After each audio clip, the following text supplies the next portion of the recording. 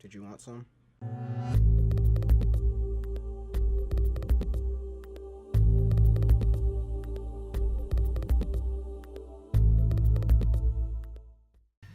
Hey guys, it's Percolating, and today we are back with Storytime Saturday, and we are playing Lucid9. You guys already know this.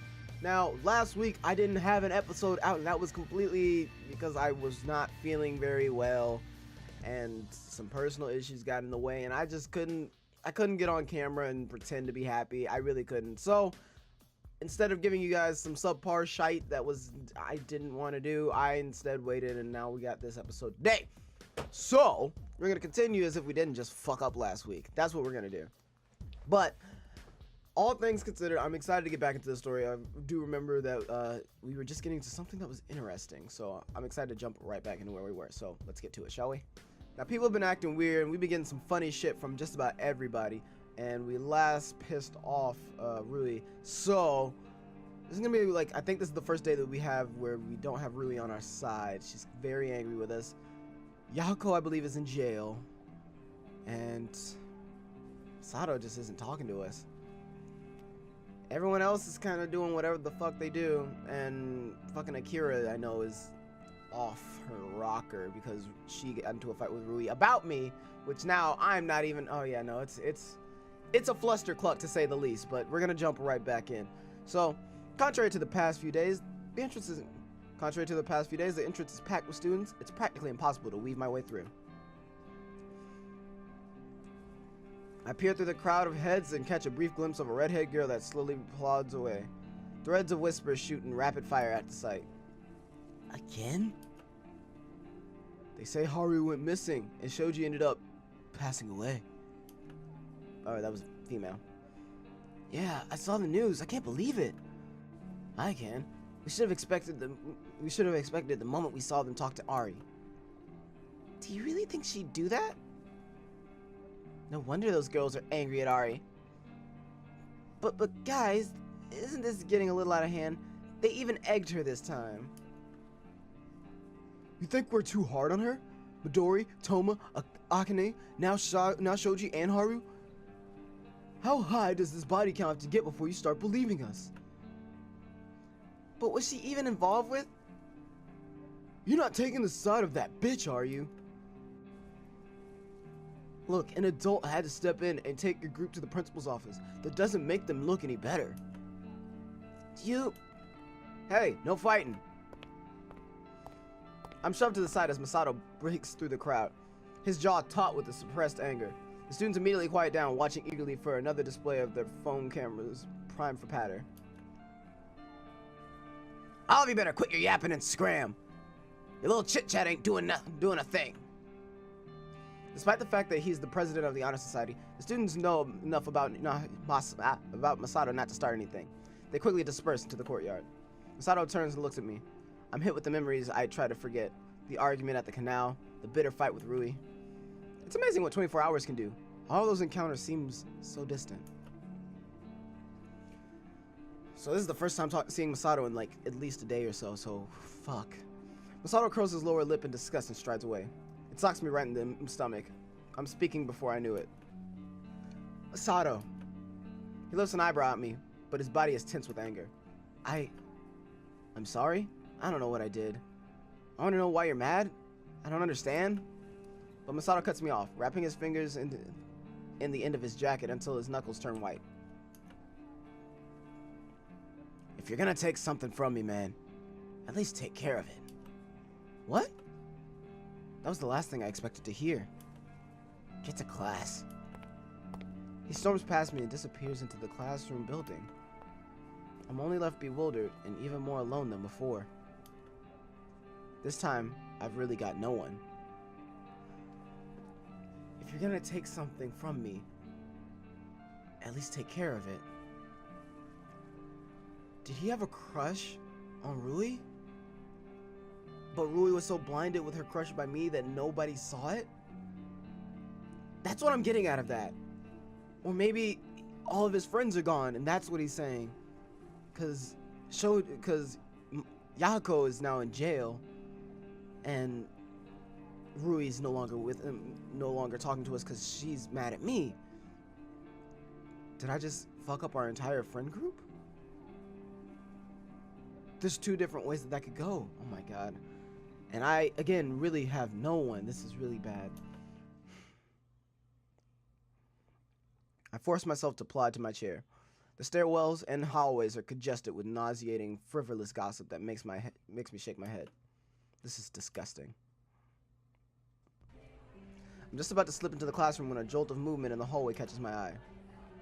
Mr. Ryota has just opened the door to the principal's office, through which a number of students are filing. His face seems unusually burdened, the most solemn that I've ever seen it. Jiroi? 5 of them. 5 of them. Bullying, cornering the Haraga girl. Again. You don't understand, Principal. Are you really fine with a murderer running around campus? What throwing some kids with potty mouths under the bus to cover for her? Look, you guys will address the principal with respect, and you will listen to what he has to say. Next time I see you tossing around that kind of attitude, you'll be packing your bags, understood? I've never heard him sound so harsh. The students instinctively step back, like he's emitting some dark aura. Mr. Ryota, how can you say that when Haru's gone? Harabunya? Gone? What? You didn't know? He's been gone since last afternoon. He didn't even come back to the school for curfew. But Haru's a smart kid. Didn't he know to stay? What does it matter? Midori and Toma and Akane, they were inside the school after curfew, but they disappeared anyway. Inside, outside, it doesn't matter. We're doomed. She bursts into tears as Mr. Ryota is frozen in place, looking strangely awkward. Bring them in, Jiroi. I'll handle it from here. Jiroi Ryota. Interesting. Mr. Ryota wordlessly steps aside, watching the students file into the principal's office. When the last student has entered, he shuts the door, sighing heavily. I step forward to greet him, but something halts me in my tracks. Students from this very school, gone. Yesterday, a death on the subway tracks. Now, Harabunya joins the ranks. I can't trust myself. How can I possibly trust anyone else? It's got to be the stress getting to me, but I see every familiar face as a potential enemy. A puppeteer in the shadows, moving all these chess pieces into place. My phone is vibrating, which is cutting the mood. Mr. Ryota, something about him seems unbearably ominous. Surrounded by death. Am I the killer? Is the killer someone close to me? Or is the killer a complete stranger? Everyone is a possibility. Mr. Ryota is an intelligent, flippant, and when he needs to be, ruthlessly efficient. Then he notices me awkwardly standing in the hallways, twiddling my thumb. Well, if it isn't my favorite delinquent. He's searching my face. I attempt to mask my expression. I can't show anything. Not now. Hey, Mr. Ryota. I decide not to mention the scene that I just witnessed. Maybe it's better if he doesn't know. Kid, you've got bags for days going on under your eyes. Have you been sniffing all night? What? Did he seriously just say that in the middle of the school? No, I was just finishing some stuff up last night. I see. Sure you don't want to talk about it? I've talked to him about my past. I'm supposed to trust Mr. Ryota. I don't know. We got some time before class starts. It's up to you. Wouldn't it be better to run my thoughts by him? He has information about the students that I could never get otherwise.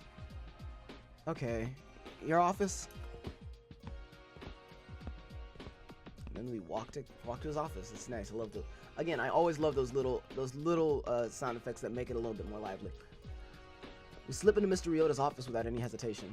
Mr. Ryota settles behind his desk. He's still eyeing me closely. Maybe he trusts me about as much as I trust him. You're really different, Jideyama. What's bothering you? Do I really look that haggard? I thought I put up a passable front. That obvious? Once upon a time, kid, I was also a student. I pulled all-nighters for exams just like you. Except, this doesn't seem like it's related to an exam. Exams are the furthest thing from my mind at the moment, that's for sure. Mr. Ryota, Mr. Ryota, about the murders. He frowns at my question. You're still interested in that? It's difficult to keep my composure up, but I managed to look him straight in the eye. Please, if you could just answer one question of mine about it. I can see the reluctance in his gaze, but after a long moment, he finally relents with a silent nod. You said that the victims all had some kind of psychological problem. Could you look up their connections with... It's just a shot in the dark. I don't even know if the killer is someone who I've met in person, but I've got to see if they have any relationship with Ari, Yahiko Akari, Natsuki Tanaka. I'm pretty sure this is one of those times where we only get one. As much as people are saying that it's Ari, I don't think Ari has anything to do with this. I really don't. Ari seems to be really close to Shigure in some way, shape, or form, which makes me say that Ari isn't the one going around killing people. And of course, I don't think she has much of a connection, unless, of course, they all ate peaches with her. Like, it doesn't fucking make sense. Yahiko could have something, but at the same time, the novel's making me think that Yahiko is supposedly mostly innocent and just trying to make people happier. Natsuki's, of course, is an obvious choice, but I feel like that's a little too obvious. So it's between Yahiko and Natsuki who I want to choose from. As much as I really want to go with Natsuki, as much as I really want to go with Natsuki, I think I'm gonna go with Yahiko because I feel like Yahiko might be able to pull something between them. Someone started a club for depressed and troubled students. It was called the Happy Club, and I thought that it might have the stupidest name in existence. But that club was for depressed and troubled students. Students with psychological problems. Is it really just a coincidence? Is there anything between the victims and Yahiko Akari? Yahiko? Like dumb blonde friend Yahiko? Have you gone crazy, kid? What the hell would that ditz have to do with these crimes? Can you look it up, please? I hate this doubt. Everyone in my sights is being painted as a potential target. Ari, Mr. Ryota, Yahiko, even myself. I just need to find proof that I'm wrong. Right, well, you're a weird one, kid. His fingers fly over his tablet. I see its surface flashing in a myriad of colors like a strobe light at a concert. Then he freezes and drops the tablet. It hits the floor with a small, shrill clatter. I instinctively wince, almost expecting it to shatter into pieces. What the... Gingerly, I stoop forward to pick it up. The screen is a mash of information tidbits from the school records, patter feeds, and photos from Instacam. Fantastic. A group picture of a bunch of teens hanging out in the park. Faces tagged as Yahiko Akari, Akane Tsukino, Shoji Hasagawa, and Haru Bunya. A matching pat from Yahiko announcing the very first meeting of the Happy Club. An update from the roommate of Midori Maino claiming that Yahiko was harassing Midori with the most horrible pickup lines, and she doesn't even like chocolate. A picture of the orientation groups before school started, including Toma Hayashi as a part of Yahiko's orientation group. He'd led orientation? No, never mind that.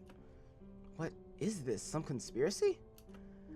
It's like the universe was just waiting for me to dig into Yahiko Akari so that it could flood me with information that couldn't possibly be coincidental. The common thread is Yahiko? No, this is ridiculous. I reject this reality and substitute my own. Well, I mean, maybe there's someone else in common? But there's a trend that I can't ignore. And even worse, each victim is getting progressively closer to Yahiko. Mr. Ryota, if this is true... I look to Mr. Ryota, but he's only staring at the floor. Uncharacteristic shock etched all over his face. Mr. Ryota? Huh? Oh, sorry. You know how sometimes you get so focused on something that you, kind of forget everything else?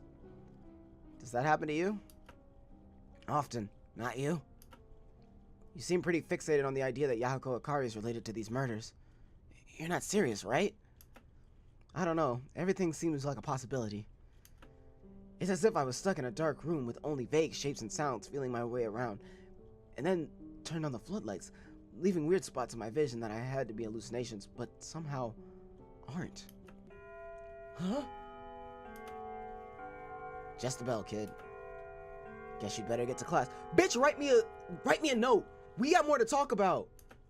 Class? We're on the verge of discovering something vital about the killer, and I have to go to class? No, I should go. More than anything, I need to cool down. Give my mind some time to process the shock. Bye, Mr. Ryota. If you don't write me a fucking hall pass, like, this is big shit. Like, what the fuck? Anyway, take care, kid. Mr. Ryota. Either you're the best information giver, or you're fucking with my sanity. I can't tell. And neither can this cookie.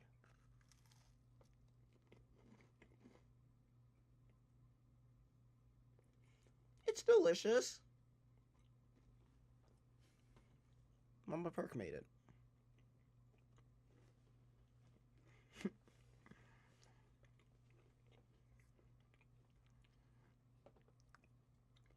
Oh, I sidle? I'm guessing siddle's not supposed to be what that is. But, I slide out of the office and race down the hall, my mind still hazy with thoughts. There has to be another explanation. I must have missed something. Maybe I just shouldn't think about this until later. When I arrive, I notice that Yahiko's already in his chair. I thought he was in jail! I instinctively freeze when I see him. Worry's still fresh in my mind. But wait. Didn't Rui say that Yahiko had been arrested? I just said that! After the subway accident, hadn't he been taken under suspicion of Shoji's death? And yeah, I saw him in District 6 last night. I definitely ran into Yahiko Akari, and we definitely had some kind of conversation. True, a lot of time passed because of my lapse. There were a good number of hours between the subway accident and the alley accident. But still, is it possible for someone to be released that quickly? Did he use his personal connections? Did he call in his parents to bail him out? No, I'm thinking about this the wrong way. He must have been released because they found out he was innocent. Maybe bureaucracy isn't as inefficient as I thought? Maybe the case was finished because it was that urgent. Yeah, as if that's likely. No, stop thinking about this. This is crazy. I temporarily shut down my thoughts and slip into my chair. Yahiko seems to be browsing through a patter feed. Oh wait, we talked yesterday back in District 6. It didn't seem like any ordinary conversation either. Are we on good terms? Neutral terms? Bad terms? From my memories, I'd guess that the encounter was negative. If I act strangely, he'll find out about my lapse. What do I do? Then again, he's got someone's death weighing on his mind. Someone who he knows. If he was an innocent witness, he'd be traumatized. He'd be different. How exactly do I act with someone who... Why, hello, my good minion. Yeah! I jerk backward, but he only grins brightly, waving his hand in front of my face. Feeling a bit under the weather? No worries. Have some coffee, straight from the Buckstar Coffee House. I can't tell what this motherfucker wants. He thrusts an insulated cup at me. I peer through the lip. Sure enough, I see a thick caramel liquid that froths in a warm whirlpool. Hesitantly, I take the cup. The heat caresses my cold hands. Is it poison? My mind supplies. I shut it down. Oh, no need to thank me. I'm naturally this generous.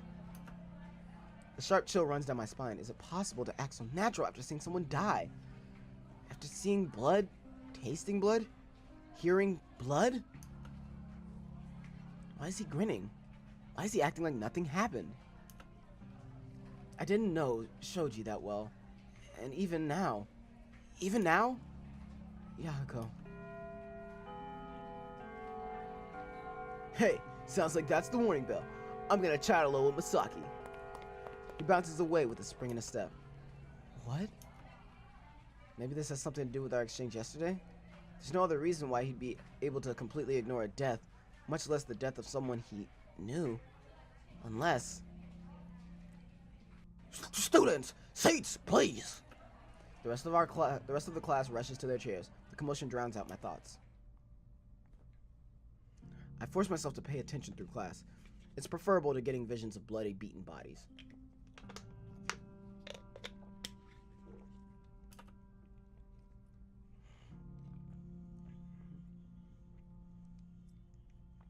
I answer the teacher's questions at every chance I get and actually listen to the lecture. Apparently it's such a rare occurrence that the entire classroom is staring at me by lunch. Shut the fuck up, okay? I got some shit on my mind.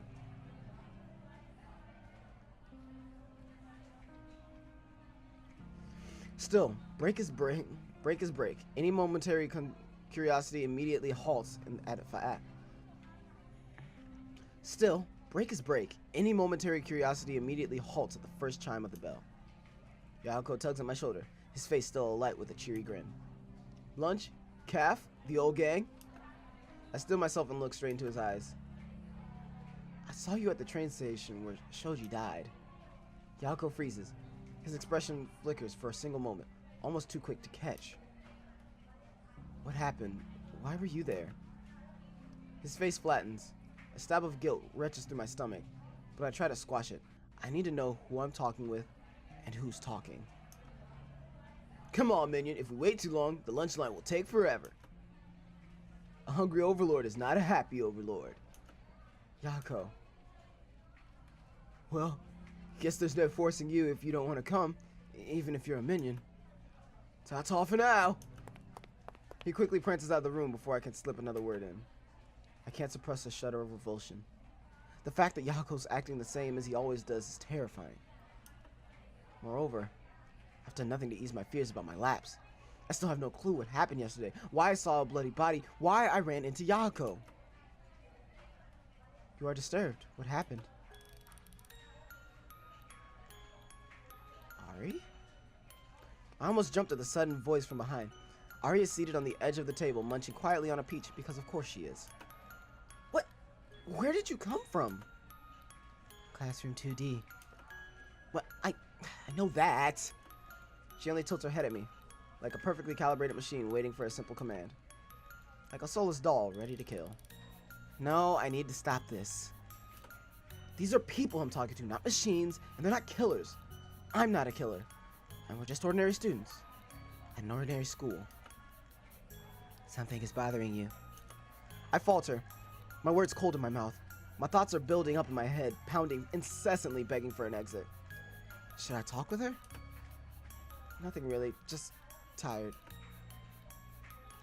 Ari inclines her head, clearly disbelieving, but eventually turns her attention to the peach in her hands.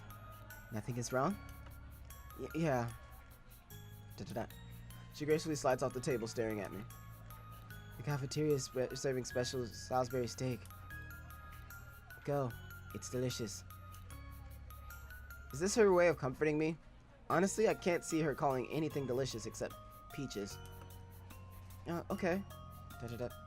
She only continues to stand and munch on her peach, as if waiting for something. What's wrong? Are you going? No? Go now. They will run out. I will. But you aren't. So you aren't going now. I'm not sure how I feel about the fact that she takes everything so literally. I promise that I'll go to the cafeteria and eat special Salisbury steak for lunch within the next 5 minutes. Happy? She eyes me for a moment, but her tiny lips lift into a smile. Go soon. She leaves me with this and trots away. Only then do I notice that the classroom is gaping openly in my direction, as if they're expecting me to vanish into thin air. What are you looking at? At my harsh words, they quickly return to their conversations. Pathetic. Fuck, dude. Neither Masaki nor Elizabeth are in the room, so I head to the cafeteria. Alone. At the very least, maybe I can get some food. I nibble on some salad, but the churning in my stomach is far too pronounced to digest anything of substance. Most of the students are seated in large cliques, whispering frantically to each other in some twisted variation of a telephone. I only watch from afar, ridden with disgust. Did you hear? Miss Satonaka and Mr. Hanamura are secretly going out. Finally. I'm sick of them giving each other googly eyes from the middle of class. Isn't there a rule against teachers dating? Only if you get caught in the act. Hey, we should try to capture something, like them making out? Ooh. That'd be a hit on patter. I stabbed my fork into my salad with such force that the resulting clink stops the neighboring click in their tracks. Oh, sorry. Teachers dating? A student was run over by a train yesterday and they're chatting about teachers dating? So what if they are? It's not their business. It's the administration's. Futile, worthless, sick and shallow and cloying. And I was just as bad as them. Students kidnapped, students murdered, students ripped from their lives and their families and their friends. And what was I worried about? Masato hounding me for track? Being paired up with Rui? Troublesome errands from Shigure? Absolutely pathetic. Rid of my appetite, I toss my dishes and head back to the classroom. I was expecting to spend the remainder of my time by myself, but instead I find Masaki waiting by my chair. Ah, Yama. Hi. Do you want to go somewhere with me? What? Now? No, tomorrow. Of course. No, tomorrow. Of course right now. Class is about to start. Are you seriously coming up with an excuse to stay in school? She's right. Normally I wouldn't mind. So you're saying we should ditch? I prefer the phrase investing our time in other endeavors. So, ditching? You make it sound so ugly. As sudden as this may be, it might actually end up being kind of fun. Ditch? Fucking hell. We're ditching with Masaki. Fuck that. Why not? It's not like I'd be doing anything productive in school. What were you thinking? She smiles brightly, gesturing to the door with both hands. You'll see. What the hell is she thinking of right now? I hope that this was worth it. I feel like if I had stayed in the school, I would have gotten some other information on something that I Sorry. I may have gotten some information on something that I might have been caring about, but at the same time, fuck it. I don't want to be there. There's way too much that I need every moment I get the chance, I need to be trying to get some information from anyone. Masaki might have something. Fuck it. I obligingly exit the classroom right as the bell sounds. As we make our way down the street, newfound excitement takes the place of anxiety. It's definitely a welcome change. Surprisingly, she leads me to GFC. After we order and pick up our chicken, we slip into the nearest booth. I found this place the other day. Their wings are really good. I know, I come here a lot actually. Really? Well, not recently because the investigation, the lapses, the serial killings, Rui, Masato, Yahiko. You can take your pick. I mean, no. Now that I think about it, when was the last time we ate here together? Has it really been that long, or is my memory just that unreliable? Somehow Masaki manages to catch the change in my face. She quickly leans forward, her attention fixed on me. Something's bothering you. Da-da-da. I'm assuming it has to do with your fight with Rui? Wait, how do you know about that? Because she told me. Well, more like I forced it out of her. I was about to say, like, y'all ain't on talking terms. She really went to you about me? Because that's bull.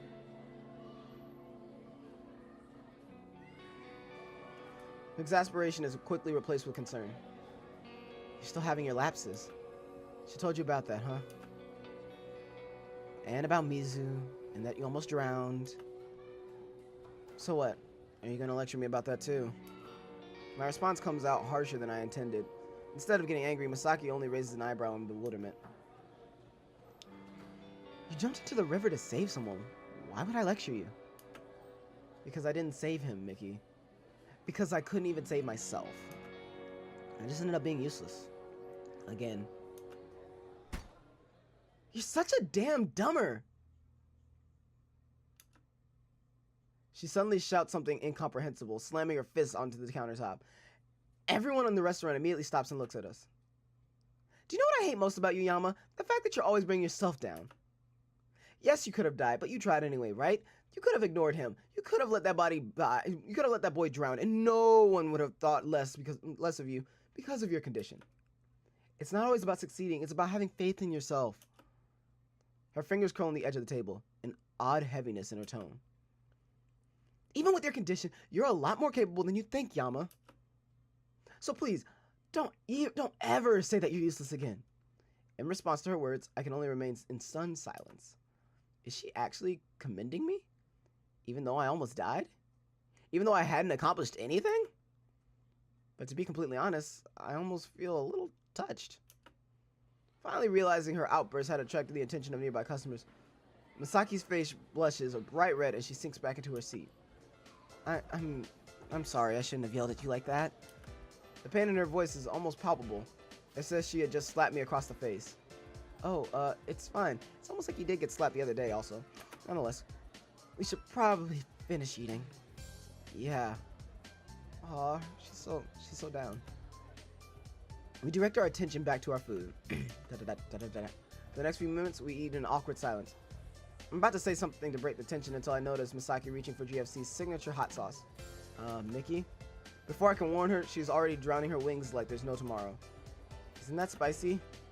The ketchup? That isn't ketchup, it's hot sauce. Oh, so it is. She merely shrugs her shoulders and continues eating, seemingly unaffected.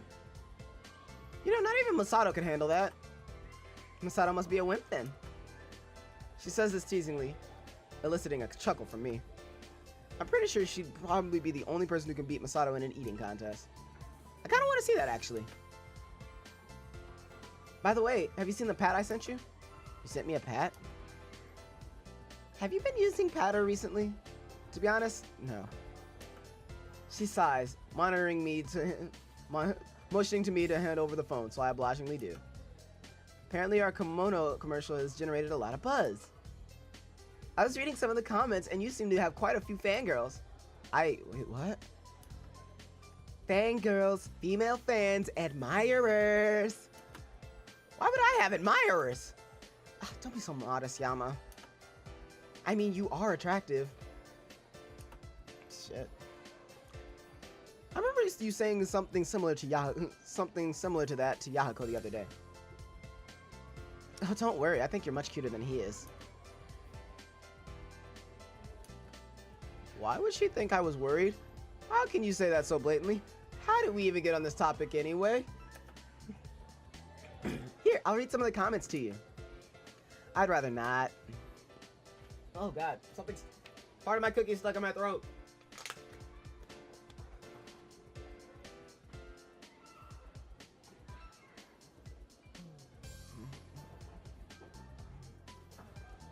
Alright. Alright. Sweet. He's so cute. I wonder if he has a girlfriend. I've never seen this actor before, but I like a lot. The acting was so good. Are they really a couple? This guy makes me question my sexual performance. I'm a dude, by the way. Have you ever... I think that should be enough. Feeling my face flush, I quickly lean over the table and snatch my phone out of her hands. She only grins at me in amusement. Don't tell me you're embarrassed. Of course not. Then why is your face red? I just don't have your tolerance for spicy foods. She giggles at this, absorbing herself in her own phone. You should seriously consider becoming an actor, Yama. It's not like I did that well. You did well enough considering the circumstances. I can't help but feel a tinge of pleasure at her praise. If not an actor, then what? I'll probably just manage my parents' restaurant. Huh? She pauses, raising a questioning eyebrow at me. Here it comes, the managing your parents' restaurant isn't a real job remark. I didn't know you could cook. That's what she was surprised about? I'm decent, I guess. Can I be your first customer? Sure. You'll let me eat for free too, right? What? No way. Why not? Because you'll put me out of business. Put you out of business? I point to her empty plate. She seems to make the connection. Are you implying that I eat too much? I'm just saying you'd have to pay the full price, otherwise I wouldn't profit. You definitely wouldn't be able to profit if your arms were broken. Well, that escalated quickly. I'd like to have all my bones intact, thank you. Well, you shouldn't call a girl. A sudden shrill emanates from her cell phone, cutting her off mid-sentence. Hello? Oh, yes, I'm so sorry, sir. I'll be right there right away. She quickly cuts the call, clearing her food from the counter. What's the rush? I'm late for my meeting. You have a meeting? Yes, with my manager after school. Ah. Quick, finish your food so I can leave. She suddenly grabs a wing and tries to shove it in my mouth.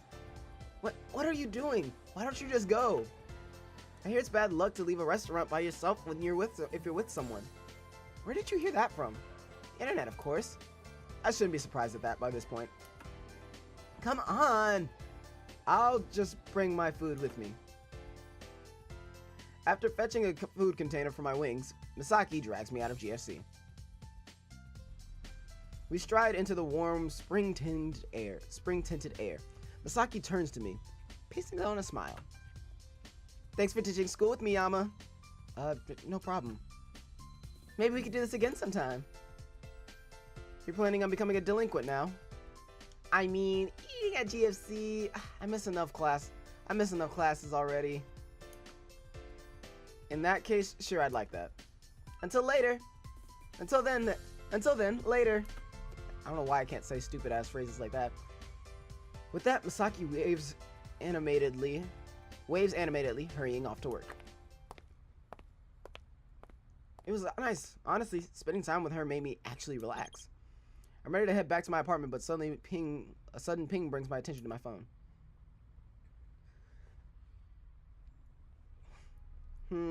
What's up? What do we got? Akira. Ooh, Akira. Akira, what do you got? Sup, General. Heard from a little bird and a turd that you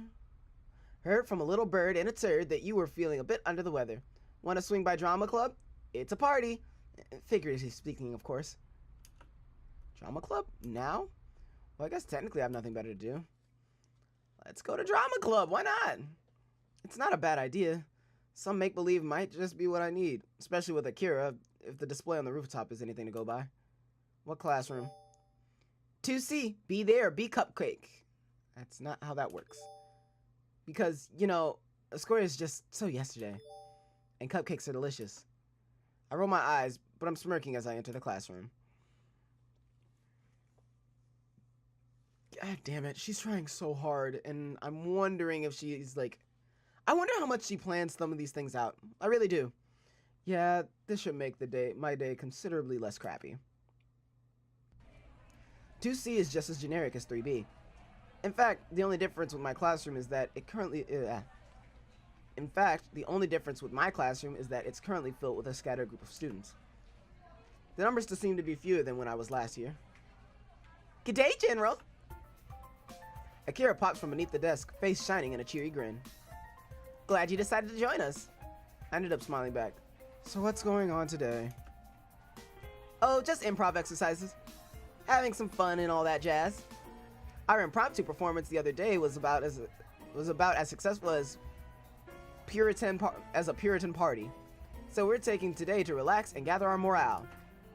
So it didn't go well? I can say with 100% confidence that it was absolutely terrible. And that's why the room is so empty? I see nothing escapes your eyes, Mr. Holmes. Yes, many of our members have deserted us. We are left stranded in the desert, wretched, alone. Oh, whoa. Despite the dramaticism of her tone, I noticed that she seems to be happier. You like that there's less people, don't you? Well, that sounds unpleasant. Rather, a smaller and more intimate group provides for better screen time coverage in the case that our lives are made into a show. A show? What? Think about it. Stories with large ensemble casts often purely focus on external conflicts, while smaller casts allow for individual character development and realization. That's how a lot of TV shows work, you know? And that's why smaller casts are worse for you if you break a bone. Just when I thought I was beginning to understand her, something like this happens. I see. Of course you do. Of course you do. You have two functioning eyes. Before I can respond to this absurdly literal statement, the club president claps her hands, gathering the attention in the room. Okay, guys, I don't think anyone else is coming. Let's get started. The group shuffles into a circle. The president's eyes land on me. Her eyes widen noticeably. Oh, Yama Ishimoto. Great to have you here. You remember me? Why, of course, Akira. Akira frantically makes some kind of vague gesture with her hands. The president coughs. Akira brought you here. Foreign spy, right? It wasn't that long ago. Is that all, Akira? Is that all that you remember? Because it seems like you were going to say some shit that Akira was saying.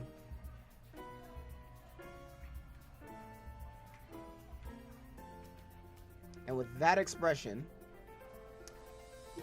pretty sure I can guess what, more or less what was going on there. But you know.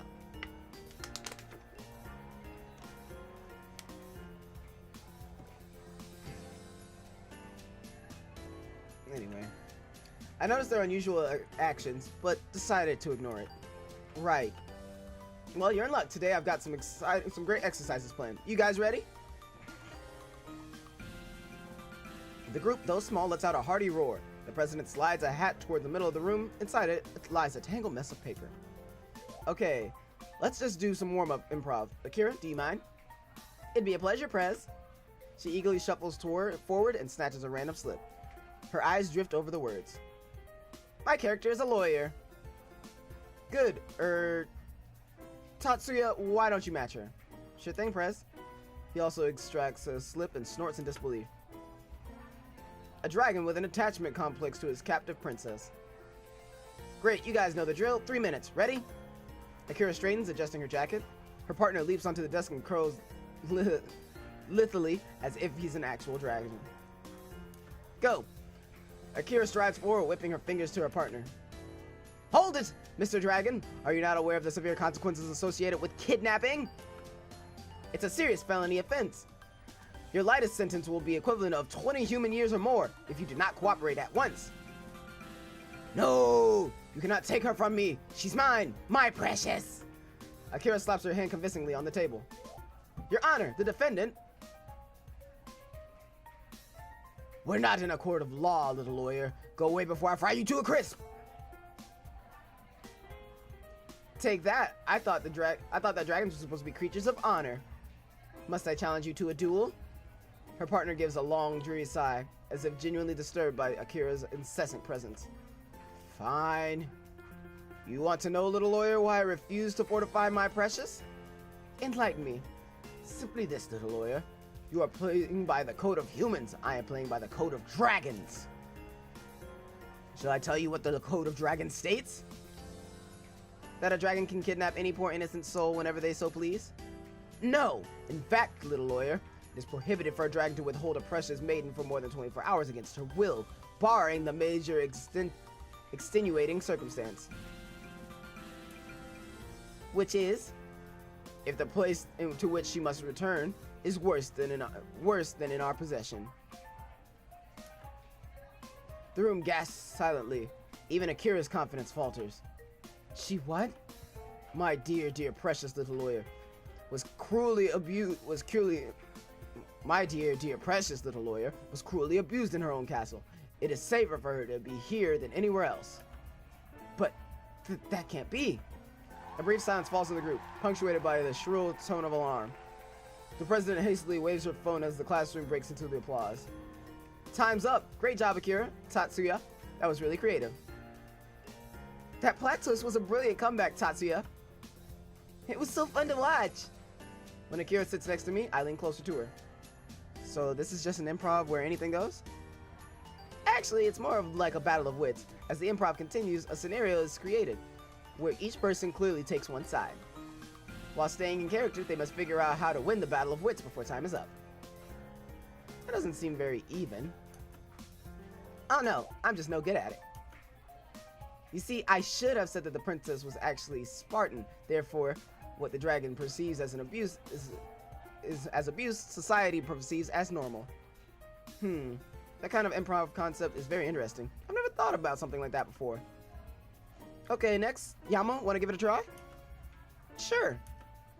I pluck a slip of paper from the hat. Huh, just my luck, a delinquent boy. What'd you get, General? An honorable samurai? A terrific knight? Sorry to disappoint, but... Hi guys, I'm sorry for being late. Rui. Called it! Called it! Nailed it! Nailed it! Fucking knew it. Fucking A. How? What's a good story without a little bit of confrontation and something that people didn't want to happen? Fuck! Okay, of all the people who could actually appear, we got fucking Rui. Great, grand, fucking A. What, is she gonna pull out a slip of her own and she's gonna have a fucking slip that says goddamn person in love with the other person? Is that what this shit's gonna be? Is that what this shit's gonna be? God damn it. Alright. Suddenly the door flies open and Rui comes rocketing into the room, dumping her backpack on the ground. My mind runs completely blank. Rui. She's part of the drama club. I'd completely forgot. How the fuck do you forget that? You don't just forget that. It's literally the club she's a part of. She's been a part of it and tried to get you to be a part of it. You're coming because Akira invited you. How? Oh, that's also a dick move. I'm an asshole. Nonetheless, I completely forgot. Oh, perfect timing, Rui. Why don't you play opposite of Yama? We're doing battle improv. Rui's eyes land on me, surprised, etched clearly over her features. Guilt churns in my stomach as she shuffles away. Her smile adopting clearly awkward tint. I probably... Come on, the hat's waiting. I think I forgot something. She enters through the doorway. I wrap my fingers in my pocket, trying to stem the stifled air out of my lungs. Rui? Rui halts in her steps. Rui? Rui halts in her steps, staring pleadingly at Akira. Why don't you be Yama's partner? Horror spreads across Rui's face. Fierce indignation rears in my stomach. I bite my tongue to keep back my words. Why? Of all days for her to interfere, why today? Does she know what happened between Rui and me? Is this her way of exacting revenge since she got in a fight with Rui? I have to go, Akira. What? Rui! Rui quickly scoops up her backpack and bolts from the room. Akira's face falls. Well, it was worth a shot. What's gotten her so antsy? An uncomfortable silence descends upon the room. It's more than I can bear. I hurriedly grab my backpack, my mind still clouded with anger. Sorry, I have to go too. Thanks for the performance, though. Wait, you too? Already? General, what? Goodbye, Akira. I'm barely able to keep the snap out of my voice as I rush out of the classroom. I stop only when I break into the fresh air. My thoughts, now broken from their mold, are racing uncontrollably in my head. Rui, train, Shoji's death, seeing Rui yelling at Rui, hurting Rui. I even forgot that she was in the drama club. General, hold up! Akira sprints to me, face wrought with worry. Why'd you leave all of a sudden? I clench my jaw, working to keep my words civil. Akira, I need you to be honest with me. Okay. Did you also ask Rui to come to drama club today? She usually comes, but I wanted to make sure. That answer is enough. Why did you want to make sure? Because you wanted us to meet? Well, yes. Akira, please. I've told you this before, but you need to stop meddling. Look, Rui and I fought yesterday. What just happened in the classroom? Well, I think you might have made the scenario a whole lot worse. General, I know that you and Rui fought. What? My anger blossoms in my stomach. Akira, what the fuck? Every time I start to think that you're cool, you go and do some stupid shit like this. Every time. Okay. Alright, Akira. Talk your way out of this one. Talk your magical little fucking way out of this one, you fantastical fucking... God. Okay. I'm actually kind of pissed. Then why did you plan this? Did you intentionally try to make us miserable? Is this because you and Rui are on bad terms? No! Rui and I made up a long time ago. Well, actually, it was just yesterday. But still! This appeases me slightly. I try to withhold my accusations. Then why? You need to make up with Rui, General. I wasn't there, so I don't know who was wrong or who was right, but it's always best to apologize first. The words are unusually straight and simple, especially coming from her. Still, I don't appreciate how she's meddling, yet again.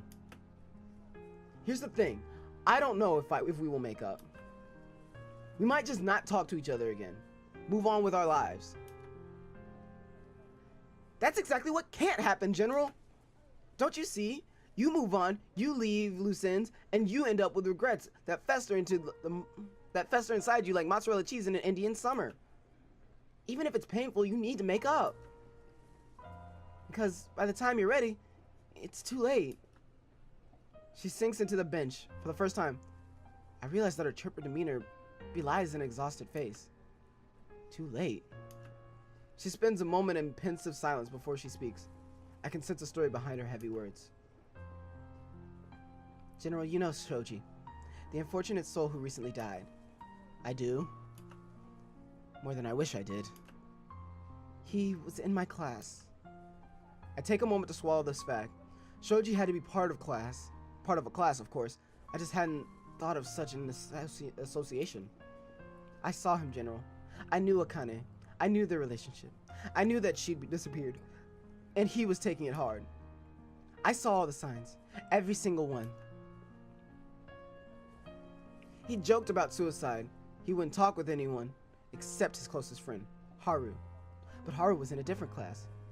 He wouldn't eat, he wouldn't sleep. He even was giving his stuff away. And he was saying goodbye to everyone. It's morbidly fascinating. Even while I can sense the heavy sense of guilt in Akira's words, I find the back of my mind cataloging the Shoji was planning to die. That incident at the train was suicide. I quickly catch myself. Now's not the time to think about this. I need to understand Akira. The weight associated with her guilt, it's not something that she should bear in the first place. He was a textbook example of a suicidal thinker. General and I just ignored him. Too awkward to talk to him, too weird to approach him normally. I did nothing. Rui talked with him. She did what I should have done. She did? When did she? No, I shouldn't have been surprised. That's something Rui would do. Rui with her big, soft heart. The heart I brutally crushed. Akira, that just shows that his death isn't your fault. If Shoji died regardless of what she said. No, General, I could have done something. If I had just talked to him, if I had just smiled once, just waved once, just let him know that he mattered. He died, General. He died. And it was too late. I'd always thought that Akira's bubbly exterior would allow all the troubles of the world to be bounced right off her skin. But she's taking Shoji's death harder than anyone I've seen. The pain in her voice is nearly palpable, which is apparently a favorite word in this goddamn series. General, that's what can't happen with Rui. Life is just too short. You don't know what the next day will bring.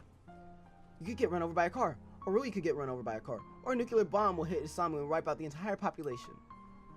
It might sound stupid, but you have to make up now, before you have any regrets.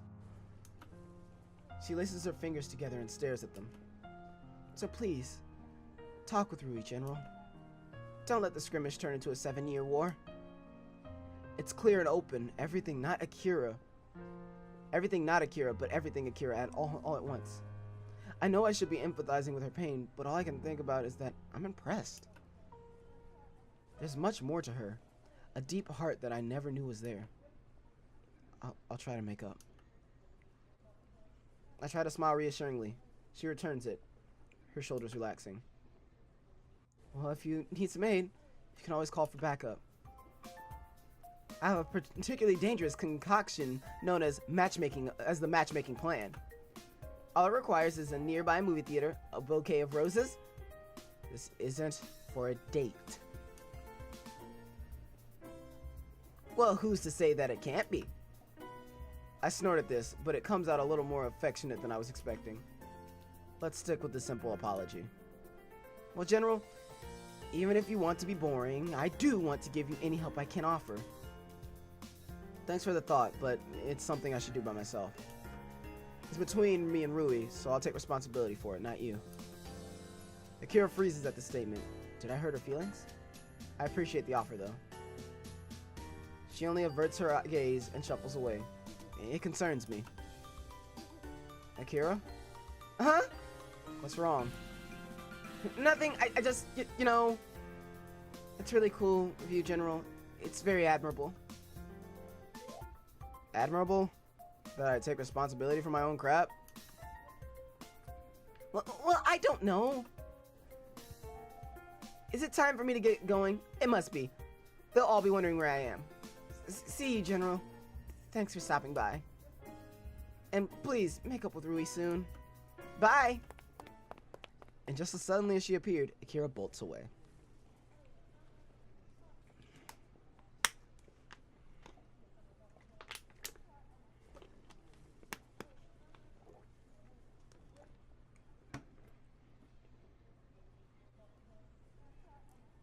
Akira is very much a interesting case, to say the least. To say the very, very least.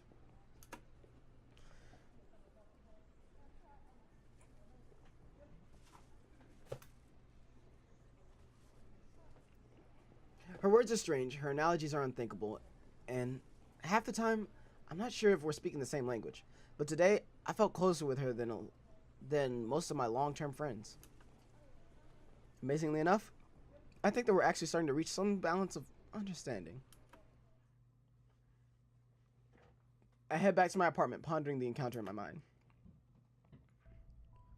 It still lights out by the time I return. It's still light out by the time I return. The day stretches ahead of me, full of possibilities that don't exactly exist. I could study if there was any point in doing so. I could hang out with my friends if I hadn't already screwed them over somehow. I should just talk to them, honestly, and apologize. At the very least, hear their side of the story.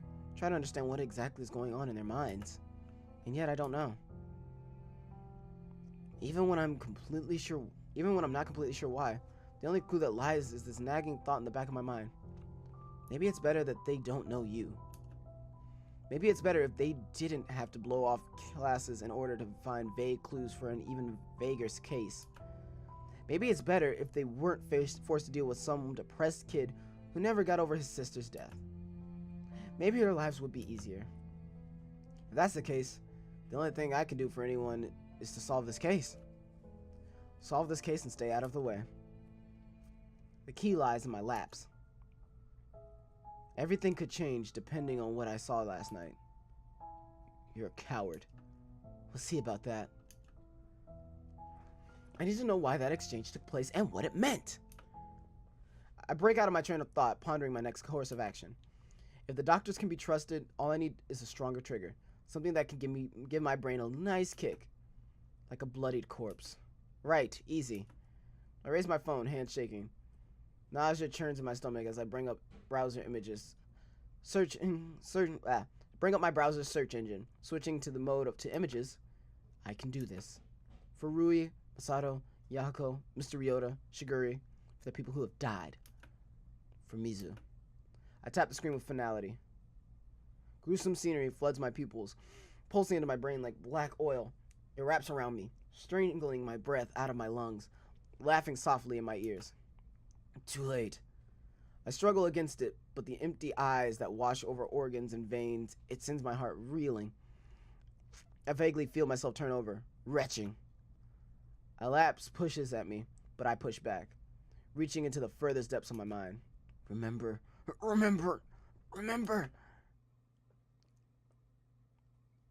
You can do it. A clear, high voice pierces through the haziness of my mind. What? I know you can do it. I'm dumped into the yard of some primary school where there's grass and trees and no towering monoliths of skyscrapers. It's most definitely a suburb. I'm sitting on a swing, and a tiny girl with legs that don't even reach the ground is on the swing next to me. She's a brave one. With every extension of her legs, she pushes higher and higher until she's almost horizontal with the bars. Then I realize that I'm also tiny and my own legs don't reach the ground. This day. I remember it well. I remember it to the point of painstaking detail. I remember how the sun felt on my face, how the flowers sang in the wind, how the delighted shrieks of children were a soundtrack that played endlessly in the background. I remember despising it all because no one should have been happy.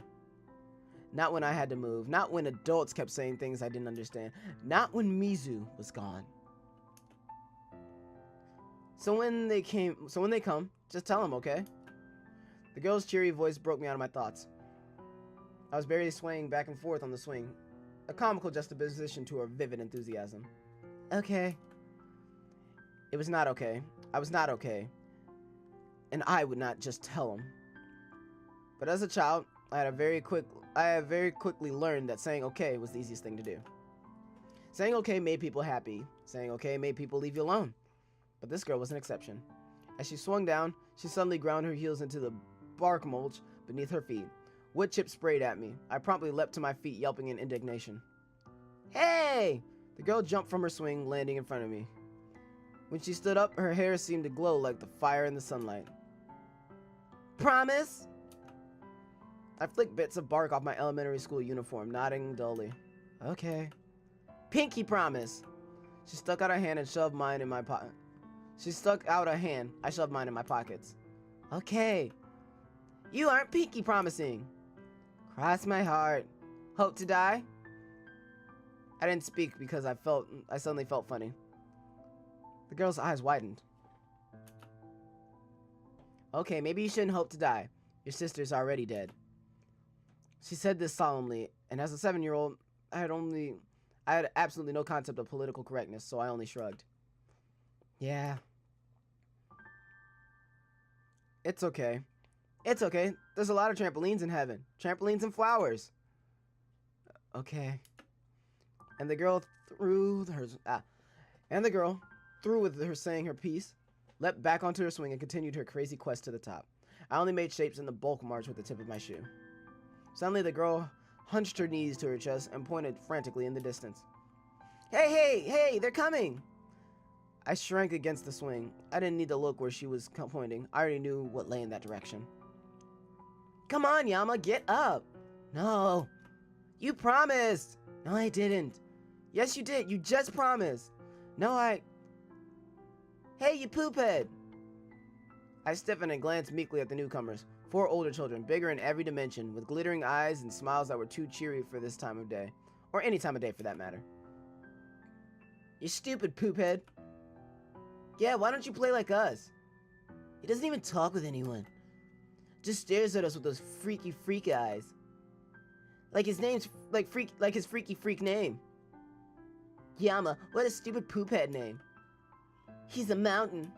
The crazy girl slammed her shoe into the ground again, spraying mulch at them. They didn't even flinch. Instead, they grinned widely. Ooh, he's with a girl.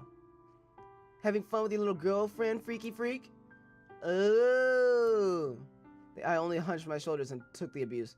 The girl, on the other hand, curled her fingers into a fist, crouching aggressively. He's not my boyfriend. We didn't even kiss yet. Yama and Rui sitting in a tree. Kissing. I bet he got cooties from her. I don't have cooties. Ew. Don't get too close, guys. You might get some. Run away. As the girl Rui lunged after them, the 4 split and ran circles around her, laughing raucously. Hey guys, I came up with a song. Yama needs his mama. Freaky freak, just like a llama. Yeah, it's a llama. Doesn't matter. Yama needs his mama. Freaky freaky, just like a llama. Needs the girl to fight. Cause he has no might. They slapped their hands together, laughing cruelly as I fought to keep the sting out of my eyes and throat. Okay. I said this placidly, saying okay would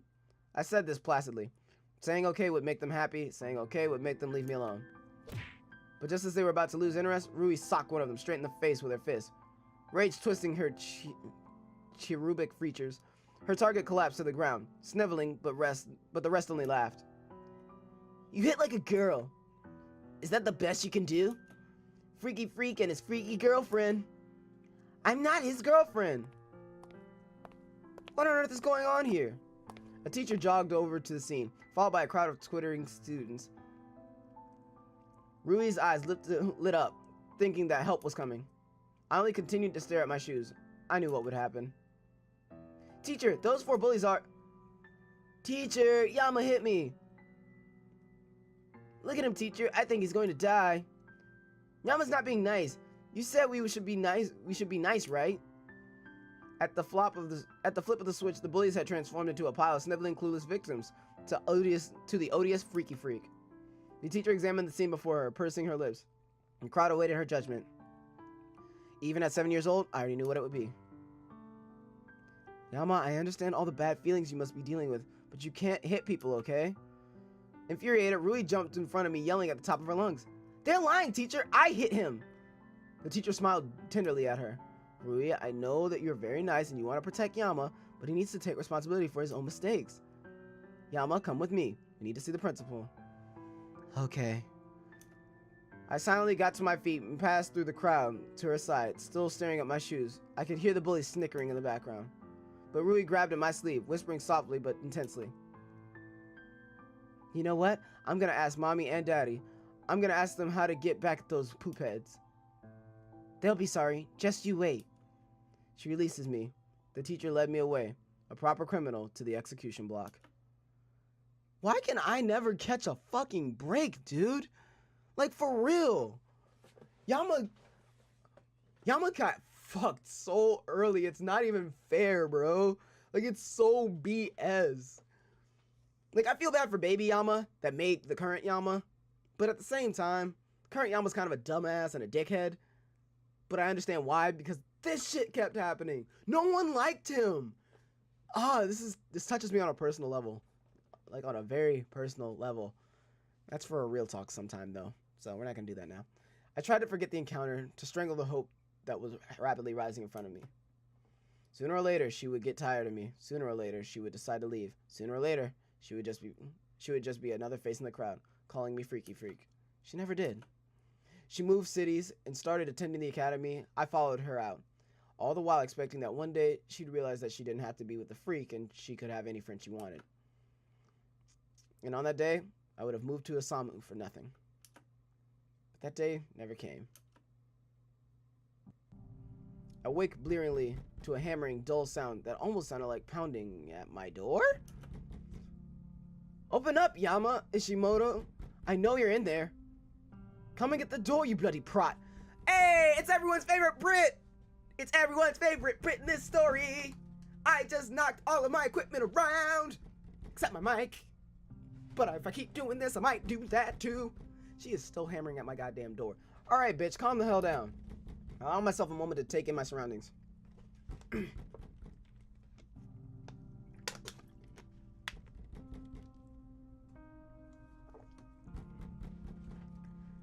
How long have I been out? Don't make me break this down! Every attack on the door drives further into my headache, making me wince. What is Elizabeth even doing at my apartment at this hour? Just quiet down for a sec, okay? The pounding finally stops. I turn on the lamp. That was cool. I'm sorry, that was really cool. I didn't even know that lamp turned on, but that's really cool. I really like that. Sakai Projects, I love you guys. Turn on the lamp. I glance around.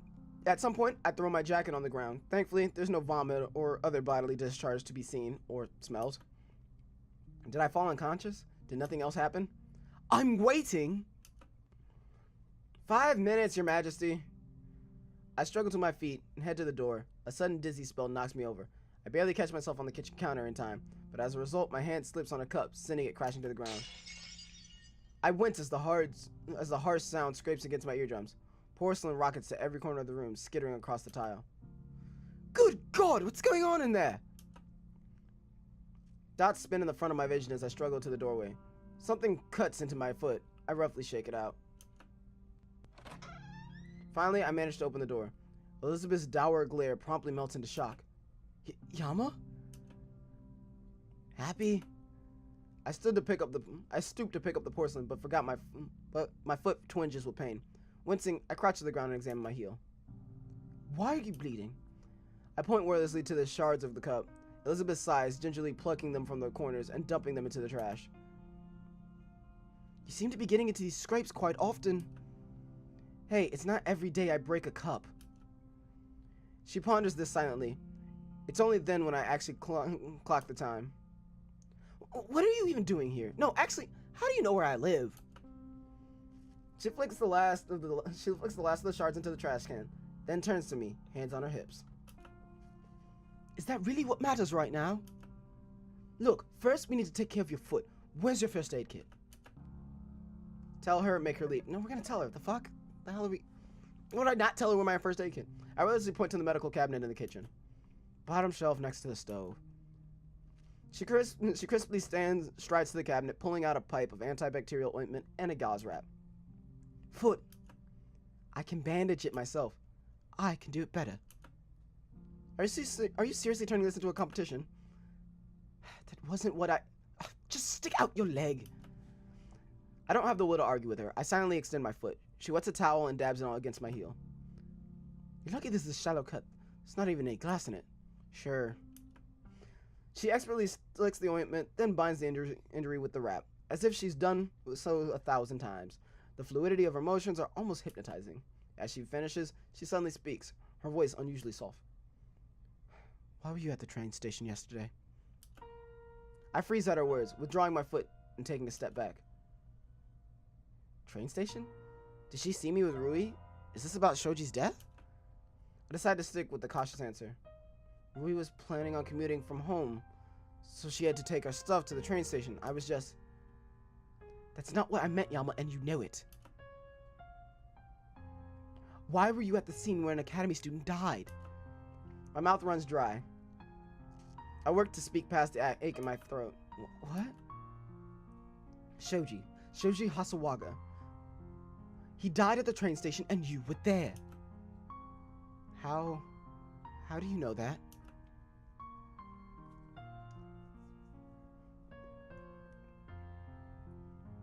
Would you just tell me, why were you there at that exact moment? The pressure from her words bears down on me heavily. I make my way over to the couch and take a seat. Were you there too? Yama, just answer. How did you know? Why are you always so insufferable? I might not be your best friend, but don't you trust me? Just one whit. Just one whit. My exhaustion, my nausea, my dizziness, it culminates into a lump of long-ridden resentment. Insufferable? I'm the one who was insufferable. Oh, don't do this, dude. Don't do this. Just tell her that you were there for Rui, because that was your reasoning. Come on, dude. Not that hard. Ask her questions after you answer. I was just a normal student in a normal class. I didn't cause trouble. I didn't bother anyone. Who bothered whom first? Who insulted whom first? Who was the person who pretended to be my friend? I wasn't pretending. I was trying to help you. Oh yeah, you were an angel, nagging and criticizing and micromanaging me. You should have just done my homework for me. Let me ask you, did I ever ask for your help? Did I ever ask for you to tell me that I was trash at everything? Look, I'll admit I made some mistakes, but I was trying to help you. Well, I thought so too, until that project. Don't tell me that I'm insufferable. You were the one who started it. Elizabeth bristles visibly and grabs my shoulders. Her breath is hot against my face. A current of lavender and vanilla brushes against my cheek. What did you expect? Did you think I would baby you around? You dumped that project. You left me to do everything. You don't know how many all-nighters I had to pull just to get that bloody poster done in time. That poster isn't even what? Worth anything? It was worth a grade, Yama, and grades are money. More than that, it was a City Link project which was worth 50% of our grade. I blink in surprise at that fact. Honestly, I never checked the syllabus. The fact that one project would have been worth so much is alien to me. Elizabeth quiets and releases my shoulders, sitting down on the opposite end of the couch and folding her hands in her lap. To you, coming to school is just pocket change. Not exactly. My parents aren't billionaires or anything. Maybe, but you can slack and you'll come back another semester. You can scrape by at the bare minimum and stay assured that you'll remain a student. But I need to work for it. So that I'm not a burden on my father. He's already so busy with work, the house, and with me. Education is just out of the question. She seems to shrink inwardly. Looking oddly defeated, I try to work past my shock and phrase my next question delicately. Your mom, doesn't send help? She's dead. Oh. Yeah, makes it a bit difficult. Just a little. She recovers and stares at me in the eyes. You already know that I'm a part-timer at the cafe, even while I keep up the illusion of being rich to others. But the absolute best thing I can contribute is maintaining an academic scholarship at the academy. My cynical side can't help but laugh. Scholarship? Who would work so hard to come to a school like the academy? But at the same time, if I'm fair, I know that it's one of the best high schools around. Shows you just how much quality of education has deteriorated since the Depression. To you, Yama, it may seem like I only cared about my grade. And yes, I was controlling and I wanted control over every aspect of the project. But it wasn't just for a nice letter on a card, it was to keep my scholarship. If I had let things fly, I would have lost it. What? With you dropping the other in, the most I could have gotten in that course was 50 points. If that's worth half my grade, well, there goes the scholarship. I absorbed that quietly. Truthfully, I don't even know how to respond.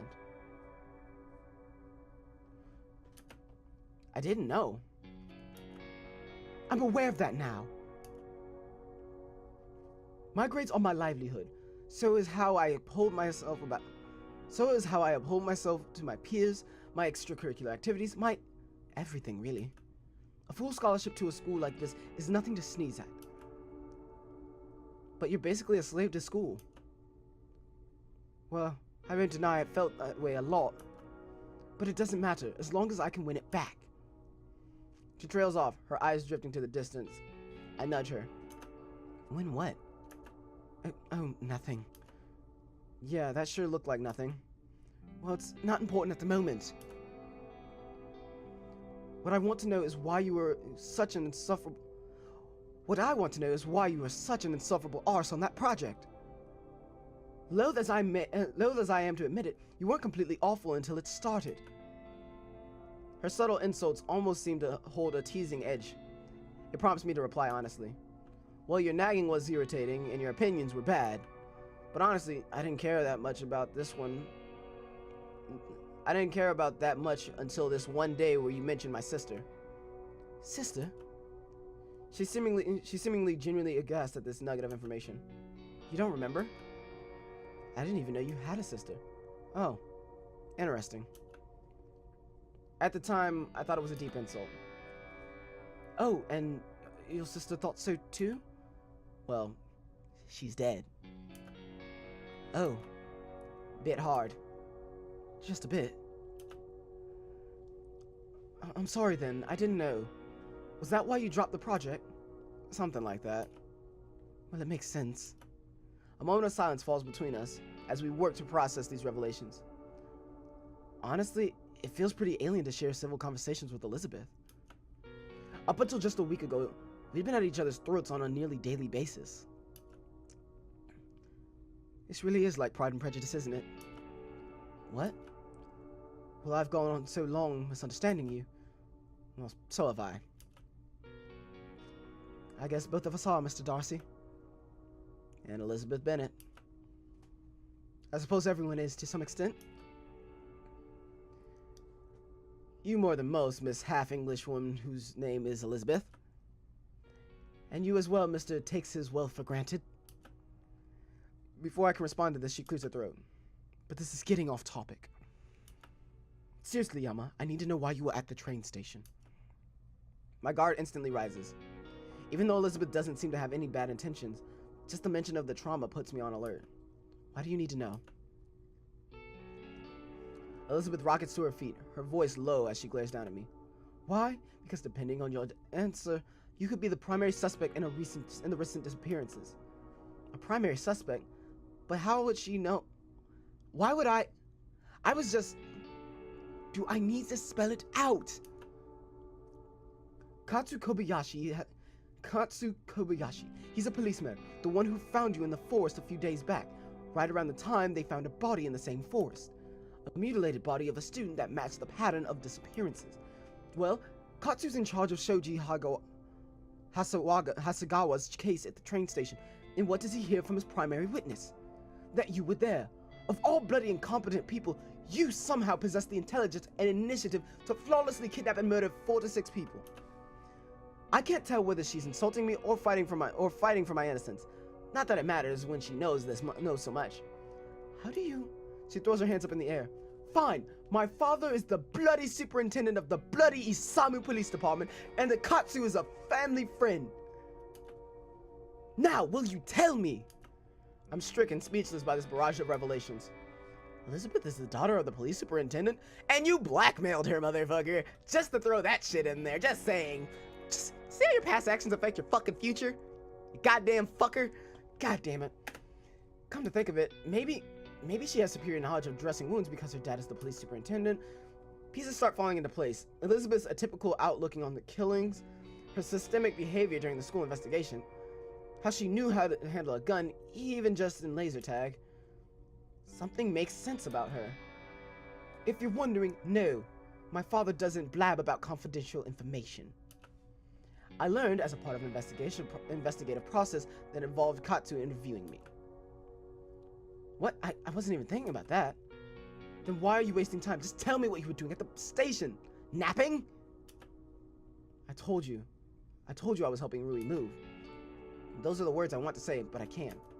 What was I doing? At the train station? I might have just fainted, but when I'm sleeping, when I'm lapsing, I have no clue what I'm doing. Elizabeth's frown flattened into neutral curiosity. Yama? I don't know. It's impossible to tell what's going on. Everything happened so quickly. The deaths being drafted as an assistant, then being fired, more deaths, fights, all over in the space of what, 9 days since school started? According to how we're numbering all of our episodes, yeah, about 9. You're just ridiculous. You either did something or you didn't. Looks just say that you couldn't have had anything to do with Shoji's death. What if I did? Then say that you did. Is it really that hard? Hard to admit that you could be a serial killer without even knowing? Yeah, I'd say that's pretty hard. Then again, she just thinks I'm joking. And what if I don't know? Her expression quiets as she seems to understand.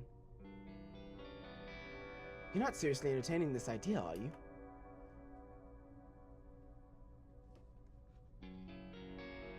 Wait. Okay. Wait. For God's sakes, Yama, you a murderer? That's a load of rubbish! You can't know that for sure. Oh, yes I can. Look, it's bloody impossible. Clearly you're not actually the killer, or you wouldn't be acting this way. Therefore, there's no reason that you would have anything to do with these killings. Stars above for a rational person. You should do an awful little thinking. Stars above for a rational person. You should do an awful little thinking. Ironically enough, the bite in her tone is comforting. She sounds so confident, like I could never be guilty, like I would never be able to hurt someone. But she doesn't know about my lapses. She doesn't know that I could potentially be a completely different person. Look, you're many things, Yama, but a murderer is not one of them. You've got to believe that. If you don't, no one will. What if no one already does? Then you've got to show them. Show them who you are, show them what you can do. They'll doubt you, they'll fight you, maybe your friends will leave you. But you've got to fight back. I have no doubt that's no longer Elizabeth. I have no doubt to any other person, her speech would have been amazingly inspirational to any other person. Life changes would have been made, world views would be altered. But fighting back, involving people, doing something, that's what I've been doing for the past week.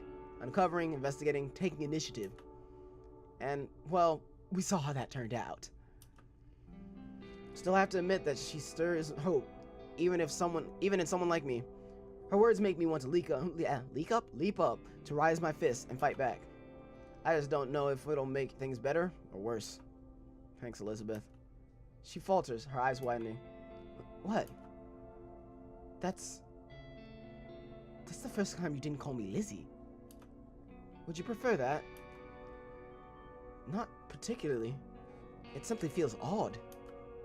Her eyes drift across mine, slowly, contemplatively. Well, done with your pity party? As close as I can get to done, I suppose, Miss Bennett. Fair enough, Mr. Darcy. After all, I know how you enjoy your parties. Ah, yes. You can tell by my acute desire to eat, drink, and dance the night away.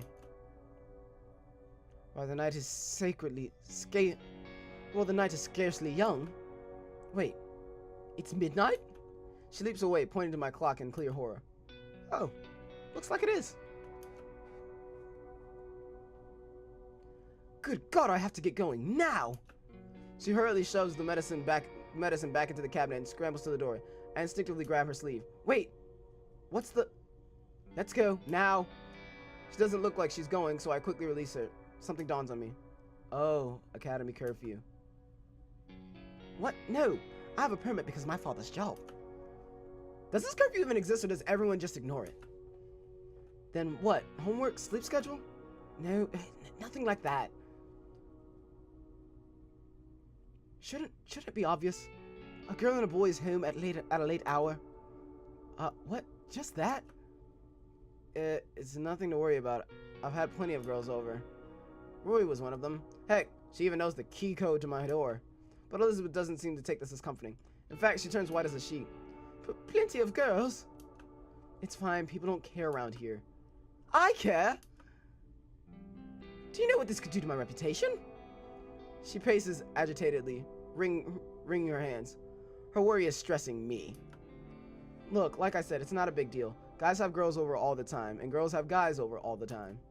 She stops in her track and stares at me. Oh, as friends. Well, what else would they be doing? You're asking because you don't know? That is generally why people ask questions, yes. And according to you, girls come over and guys come over and they just study or play games or eat dinner or whatnot? That's exactly... Wait, what were you thinking? My God, I can't believe we're having this conversation. She covers her face and rearranges her jacket, quickly opening the door. I'm just going to go now. I'm left flabbergasted as she slams the door in my face. I can't even get a word in. My phone is going off.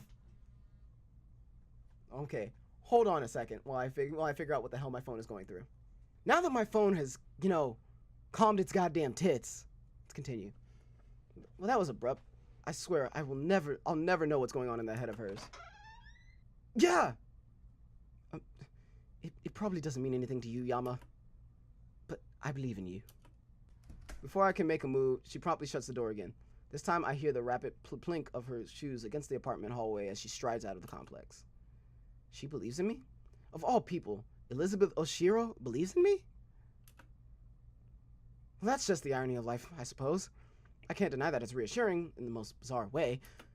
She's more confident than I am in my own innocence. It feels nice to have someone like that on your side. A fighter, a warrior, someone who will tell the truth to your face even if you don't want them to. I can trust her, weirdly enough. The boost in my mood gets me into an investigating mood, but I managed to stave it off. For now, I need to get back to bed and get some rest. If I'm going to tackle this crime, I need to do it on an alert mind and a lot of sleep. I'm tossed awake by the rattle of a jackhammer just outside my window. Didn't I just try to go to sleep? Goddamn! I can't sleep no days. Damn! It's still dark out and my eyes are bleary. I rub at them and squint into the sheet. A handful of men garbed in bright orange are huddled around some crack in the middle of the road, surrounded by 3 large trucks. Definitely construction work of some kind. I fall back onto my bed and jam my pillow over my ears, but it's futile. The noise pounds straight through my wall. No matter what way I turn, it continues to throttle me from all sides. Aggravated, I leap out of bed and head to my window, kneading at the tension between my temples.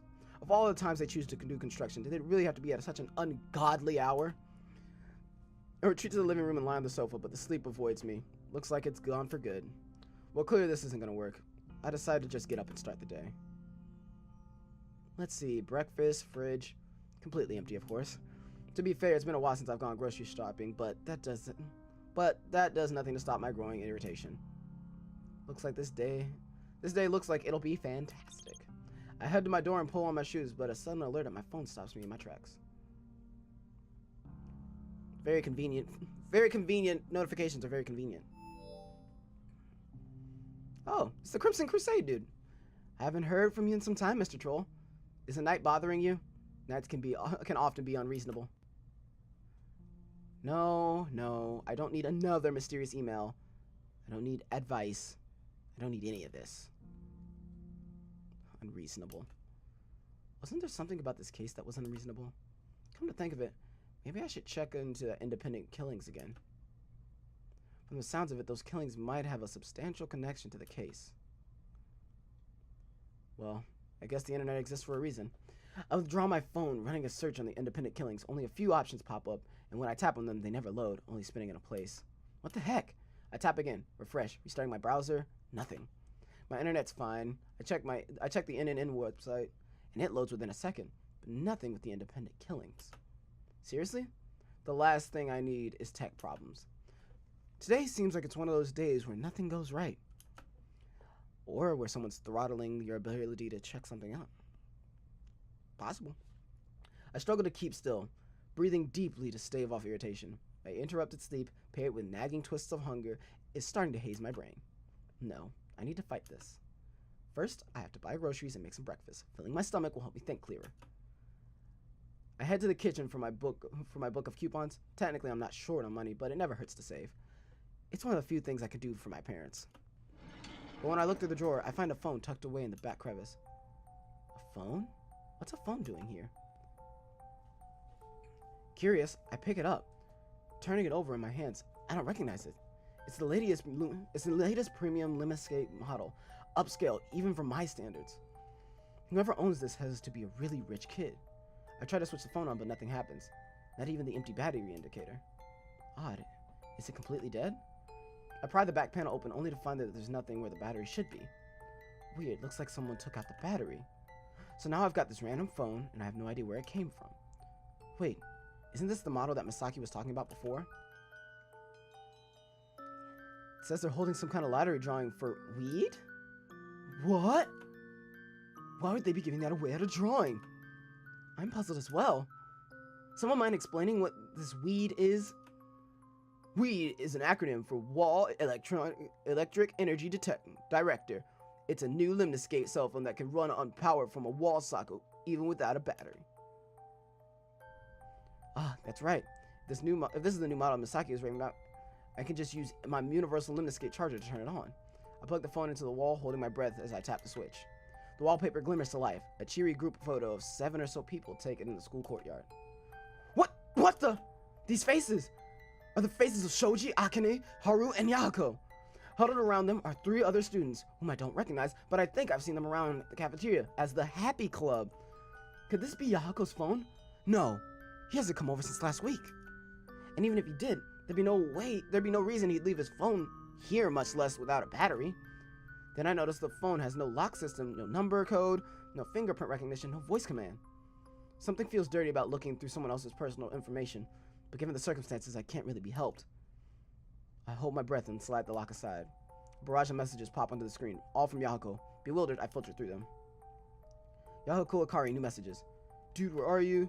Dude, tell me right now. Haru, pick up your damn phone. I'm coming, so help me. I'm coming for you, damn it. The phone slips out of my hands and clatters onto the counter. I stare at it wordlessly, aghast. Is this Haru's phone? What is Haru's phone doing in my apartment? Frantically, I check the timestamps of the messages. 2 nights ago, just an hour after the train incident. Yahiko had allegedly been arrested and taken to the police. Was this why his words were so harsh? But then why did I see him in District 6 that night? Haru, Yahiko Shoji, time lapse. What happened during the lapse? Erg. I stumble to the couch, my vision spinning before my eyes. What was going on?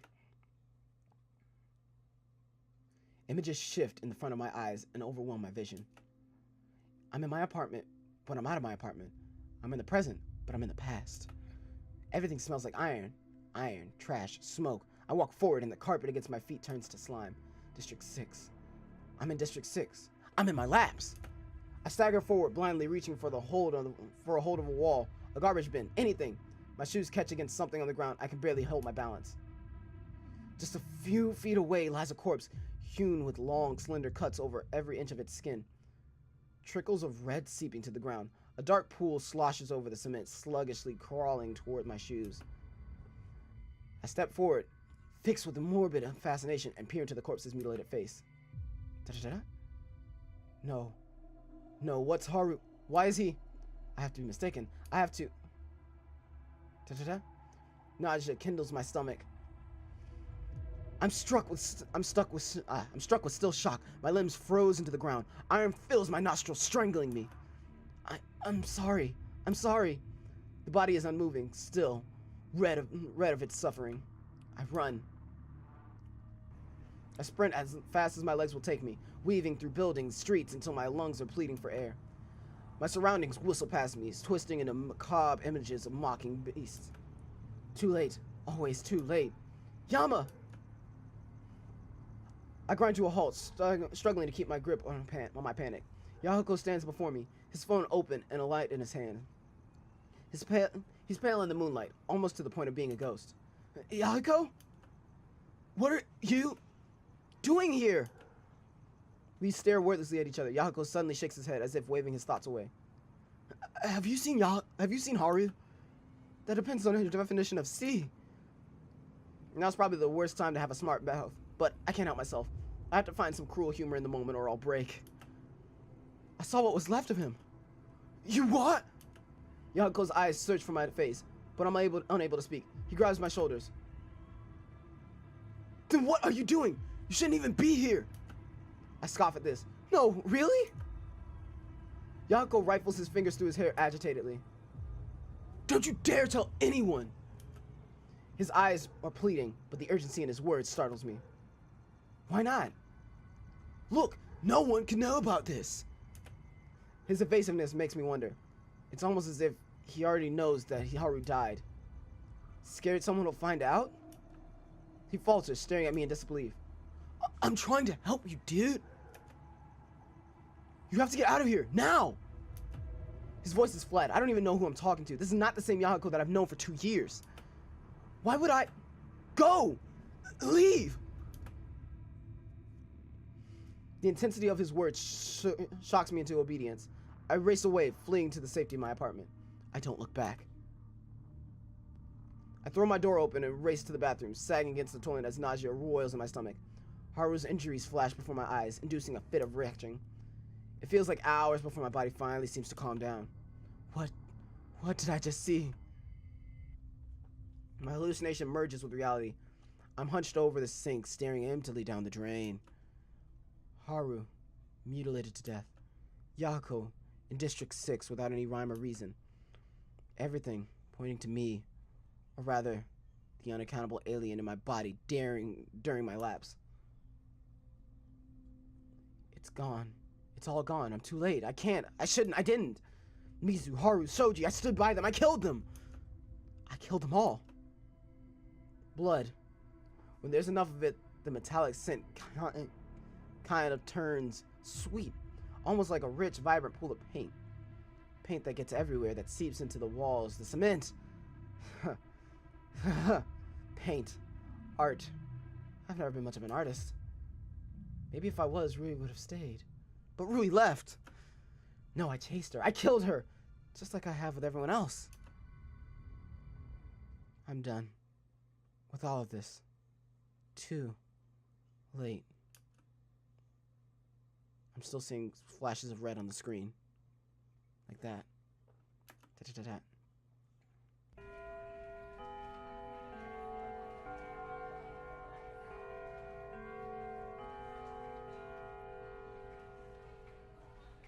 And there goes the bell, finally.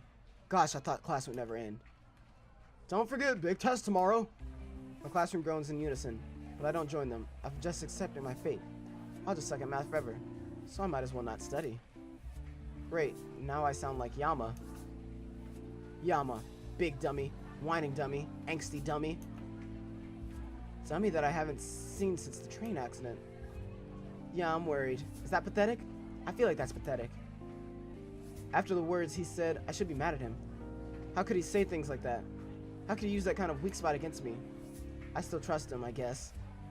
I can't stop trusting him. Besides, if I'm honest, I said some terrible stuff too. I just want to talk it out. We haven't had an argument this bad since Mickey left.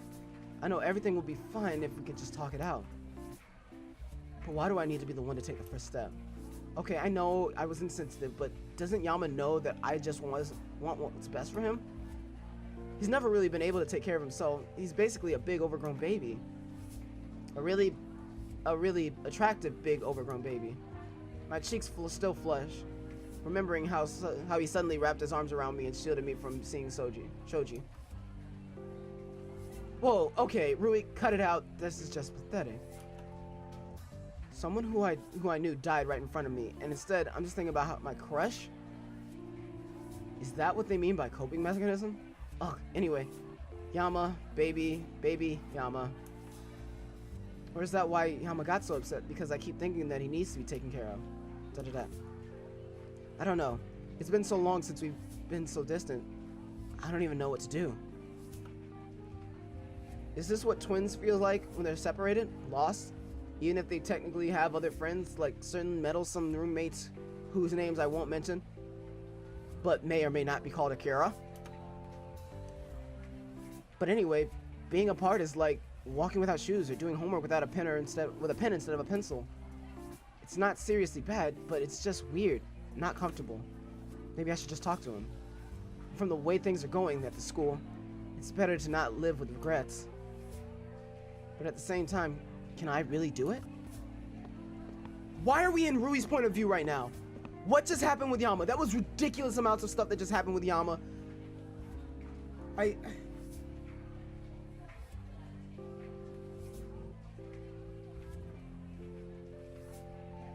need to know. Hey, Rui! A classmate pops in with a cheery wave. I totally forgot her name, but I instinctively return a smile. Hey, what's up? We're heading to GFC. You game? My smile falters. GFC. What I wouldn't give for a trip to GFC with everyone there. Sorry, I think I'll pass. Don't be a party pooper. Come on. I really can't, but thanks for the invite. You're not gonna talk to Ari Haraga, are you? What? Where did that come from? I don't know. Well, you used to hang out with her. I glance in Ari's direction out of the corner of my eye. Even though school's technically ended, she's calmly sitting at her seat munching a peach. Because of course she is. I used to just go up and talk to her because of her quietness. How she was bullied and how she was labeled. It really reminded me of Yama. I still should reach out to her. I still should defend her. But it just hurts. Is that why you're with me?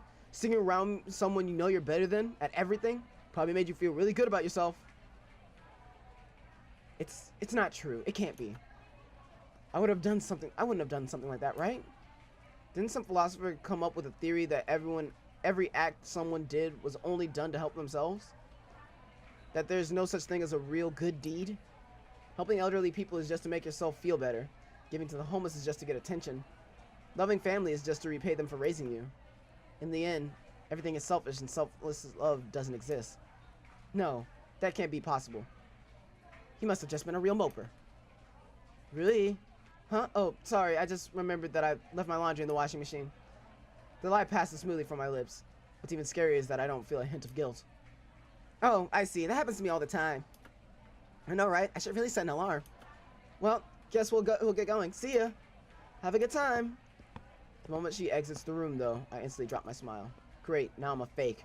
Just like the rest of them. Guys, I don't know. I don't know what to do. I don't know what to say. I don't know what I can fucking say. I really don't know what I fucking say. God damn it, what the hell was that? I don't think Yama's a killer. I don't think Yama's a killer. He's not a killer. Even if there is a part of him that just doesn't know what the hell's going on half the goddamn time, he's not a killer.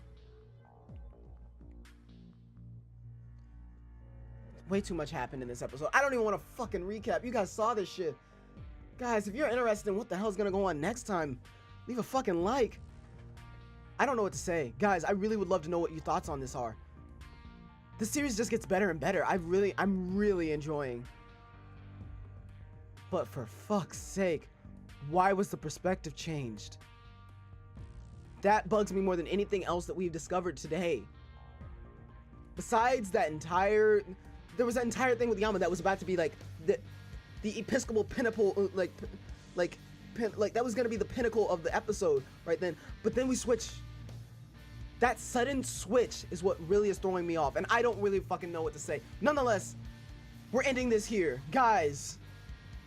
This has been Storytime Saturday with Lucid9, and this shit's getting good. It's been real. It's been fun.